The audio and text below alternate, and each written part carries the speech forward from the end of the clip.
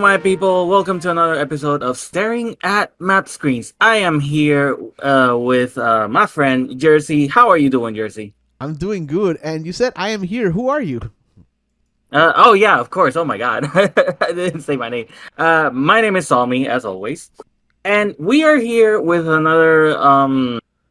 It's gonna be a short video because this is just a demo of a game. Uh, what is the name of this game, Jersey? Because I always confuse it. This is Glimmer in Mirror. A little bit hard to see, but I found this game and I thought that you would enjoy playing it. This is a demo of the game. The game's not out yet, so let me know what you thought. All right, so I was able to get this demo through the Steam Next Fest, and this is made by MapleDorm Games. It's a Chinese developer, and it's a really short demo, as you're gonna see. And honestly, it looks like it's gonna be a really well-made game. It's gonna be really fun. From my first impressions of it, I really enjoyed the art style and whatnot, and I still don't know the full details of the story because hey, it's a demo. But apparently, you play as this little girl with blue hair, as you see, and she kind of like gets sort of isekai, if you can say it like that, Yeah, into like this world inside a mirror. for those And unfamiliar, isekai is the term for the type of anime where a person gets dragged from our world into a MMO, into a video game, into a fantasy land. That's what isekai means. yeah, basically she gets sent to like this world inside the mirror and whatnot, and she's just trying to figure out what's going on in this world. As you can see, you move left around, left and right, and there's like platforms, a little bit of platforming to do. My question to you, are you playing with a controller or with a mouse and keyboard? I actually am playing with a controller. However, oddly enough, I was not able to use the D-pad at all, so I had to move around with the analog stick. Okay, Which, that's interesting. That's probably just a side effect of it being incomplete. yeah, exactly. So it doesn't really bother me as much because I've also played other 2D games with analog. I don't know. It's just it depends on the game and how it feels like, which feels more comfortable to me. But yeah, this one I have to play it with analog stick only. Other than that, it plays just fine. It's very responsive. It's actually really fun. Like a sort of synopsis of what's going on in the story. And this is what's going on, and this is how you're gonna be playing the game.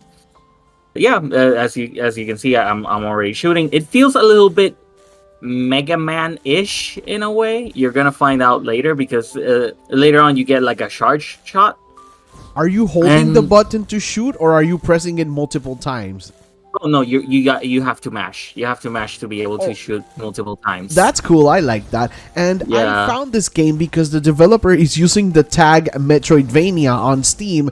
And as you know, we are your Metroidvania focused podcast experts. Yes. If that's a thing. So that's why I found this game. And man, the art style is very good. I am liking all this flowy hair and the moving the trees in the background. You see the ones in the background clearly, and the Yeah. ones in the foreground have this sort of blurred effect. This game is visually great, and it looks like it controls great. Tell me how, besides the Mega Man comparison, Yeah. how are you liking it? Do you have a high jump, a double jump? Is there a short jump? Is there only one jump? So far, for the demo, you only get one jump. I'm guessing that later on you maybe get more mobility options. Of course, like the game is not complete; it's not out yet. So I'm just assuming here. We don't really know per se, but at least for now, the only power up that you get in the demo is the charge shot. But and I didn't encounter any areas where you needed like some sort of other power up to be able to like move around to that area because oh no, I missed this or whatnot. But I'm guessing that since it's gonna be a Metroidvania, it feels Metroidvania-y enough. You should be able to get more mobility options in the full game. I don't know, perhaps a dash, because even though the character doesn't move slow or anything, a dash could probably benefit the gameplay a little bit, so that you're not just holding left and right the whole time to move. But yeah, I can see that. I can see that. And this, if this game looks so great, I can also imagine you getting like floating or flying powers similar to yes, Bloodstained near the end. It yes, kind of like gives me that vibe. it probably could, yeah, because there are a lot of sections that, like you see that there's spikes and whatnot. Maybe there's gonna be a section that's all full of spikes, and you have to like float around and fly around to be able to evade them as you progress through the stage per se. But yeah, as you see here, I got the first and only power up that you get in the demo. Well, not the only one, because you also get familiars now that I remember. Light Uh, impact. That's pretty yeah. cool. And I've seen like one enemy so far. What Yeah. do you think about the enemy design and how they behave? Honestly, the enemies feel kind of easy, at least. But again, this is pretty much a demo. This is probably the first section of the game, so they feel kind of easy to tell like what they're gonna do, how their attack patterns are gonna be, how to dodge them. I get hit a few times because like I'm not I'm not a pro gamer, so hey. But yeah, like overall the designs are really they fit the world. Like, see right there, I got hit because I didn't jump in time. But yeah, overall the enemies fit the art style perfectly, so it kind of feels like a world that makes sense in a way. And I can only speculate that the rest of the game, when they finish it, everything else is gonna feel like part of the world, because everything just flows together pretty neatly in this game, at least in the demo. Yeah, I was gonna mention when you found the secret up there, Mhm. and it was dark, but when you stepped into it, you could see it's like you didn't have to break a wall or anything. That felt Yeah, really natural. yeah. And you got it, whatever currency you're getting. That we do you know what it's for? no. So far, up until the point where I played that the demo ended, it kind of didn't do anything. So I'm guessing that you either probably use that currency later on in the full game for, I don't know, probably potions or to power up certain abilities or whatnot. I can see that happening. Oh, that's But pretty yeah. cool. And did you ever feel lost playing this demo, or did you get a good sense of the forest? Was it easy to follow? No, yeah, it was easy to follow. There are parts of of my gameplay, as you can see, where I kind of return because I am horrible with directions. But overall, it's not a super convoluted map where like you're gonna get super easily lost. Everything is set in a way where you can tell what's going on, what's what is where, and where you need to go. Speaking of So which, is there a yeah, map? none that I could see that I remember. I know that to equip your familiars, that you do get at least two of them later on in my playthrough. You have to hit select, but I do not remember. We would have to check when I get there. If like when you press select, there's like a map in that menu. All But right. so far for this area, since this feels and it looks like a tutorial level, there's like no need for a map per se. But later on, you in the demo, at the end of it, you kind of like get to a village. So I'm assuming that maybe there, that's the place where you end up finding a map or something. Okay, a map and probably where you can equip or unequip upgrades. I like this other character that they show. It's also very flowy and it looks like they Yeah. can fly, which is pretty Yeah. cool. And maybe your character will fly later on. So yeah, like that character does look very colorful, and it fits the area. So right here, you just randomly actually get like a familiar that one of the two familiars at least that I was able to find in the demo. He just gets summoned from that broken tree stump in there, and yeah, you can equip the familiar, and each familiar sort of has like their own level and their own skill attached to them. So depending on what familiar you have on, you get certain buffs and certain benefits from them. Okay, And this is a apparently, healer. yeah, and the other one that you get later on is also actually a healer. There, I'm kind of like trying to figure out the buttons because it says L1 and R1, and I'm like, wait, this is not PlayStation. This is not a PlayStation controller. But yeah, see there is it's equipped, and yeah, later on you get. Oh yeah, there is a map. We were talking about that earlier. There actually is a map, but it's like very. What type of map was that? Yeah, That's it's a weird. very bare bones map. It barely covers anything. Though when you Uh, press the menu, I like the portrait of the character facing the screen. That was pretty cool yeah, art. it looks pretty. Yeah, it looks pretty cool. Not gonna lie. Okay. All right. So yeah, we just got the familiar. We're just exploring a little bit later, a little bit more of the map. As we saw, the map was just a little bit janky and a little bit weird. It's just I'm guess great that you're mashing. I just love that. Because I haven't yeah. played it, but I love it that you're mashing like you're enjoying your Mega Man self.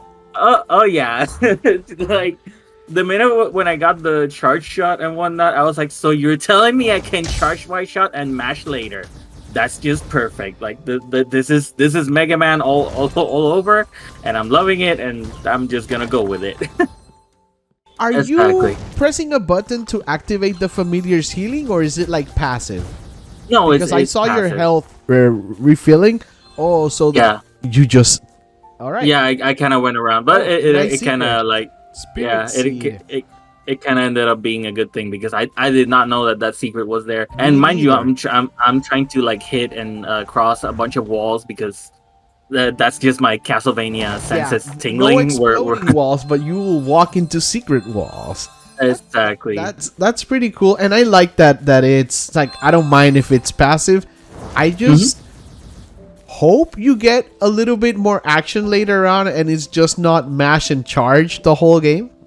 Exactly. Yeah, no, I'm kind of hoping for that too. That it's not just jump and shoot because honestly for a Metroidvania, if that's the only means of attacking and interacting with the world around you, yeah, no, yeah, I'm gonna need a little bit more than that. At least for a demo, it fits the purpose, and Yeah. you kind of get an idea of what you're gonna get into. So yeah, this is the last interaction that you had with this character before the first and only boss battle of the game, and we're about to see that right now. And honestly, this boss battle I actually did enjoy a lot. Like it was actually pretty fun trying to figure out how to fight it. I think I'm not sure, but I think I didn't get hit, so Ooh. not to brag, but I want to be like that other character. When I have problems, just pretend to be a scarecrow. Let the and problems everything. go away. Yeah, like just let it all fix itself because why not?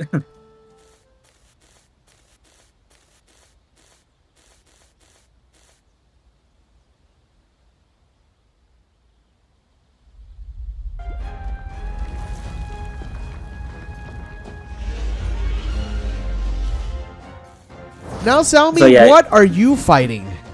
I have no idea. Like I would like to say that oh, it's a giant owl or a giant leaf bird or something. I don't know what I'm fighting here. Like I really don't. The word cockatrice comes to mind as like enemy birds in RPGs, but Yeah. cockatrice usually resemble a sort of chicken or turkey, and this does not look like a chicken. Well, it's a green chicken.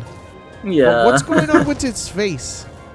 I don't know. Like it's I can't really tell if that's like an eye in the middle and like that orange thing are its eyebrows. Why would it have eyebrows if it only has one eye? Fancy eyebrows for one eye. I like the attacks. It barrels underground. Oh, this is new. It bounces. It Yeah. also. What? Did you double jump? No, I didn't. Oh, It so was just you a have a single jump. lot of air control in this game. That's pretty Yeah, cool. yeah, you actually do because you have a really pretty high jump per se. So Yeah, but you uh you changed directions. That was great. yeah, So you defeated the thing. yeah. The whatever that boss was with bearded owl, bearded eye thing. It has an unknown Pokemon for an eye or something. I don't know.